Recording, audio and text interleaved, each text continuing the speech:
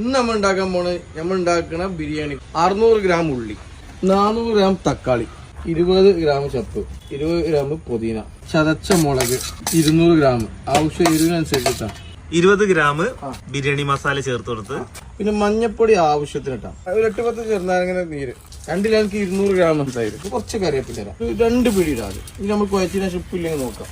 2 teaspoon വെളുത്തുള്ളി, 1.5 teaspoon ഇഞ്ചി. ഇത് നല്ല മിക്സ് ചെയ്ത സമയം.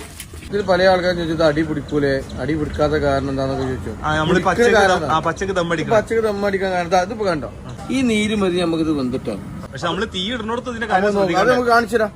100 ഗ്രാം സൺഫ്ലവർ ഓയിൽ വെച്ചാൽ നമ്മല്ലേ അണ്ണാച്ചിക്കോയി അറിയും, മുട്ടക്കോയി. ഇങ്ങനെ ദമ്മടിക്കാൻ ഏറ്റവും ബെസ്റ്റ് ഇതല്ലേ? ദമ്മടിച്ചാൽ ഇത് ഒടിയില്ല, ഇതാണ് ടേസ്റ്റ്. പരത്തി കൊടുത്ത് കണ്ട് സെന്ററിൽ കൂട്ടണം. സെന്ററിലാണ് ആദ്യം തീ വരല്. മസാല ഒക്കെ പിടിക്കാൻ വേണ്ടി 1 മണിക്കൂറാണ് വെക്കുക.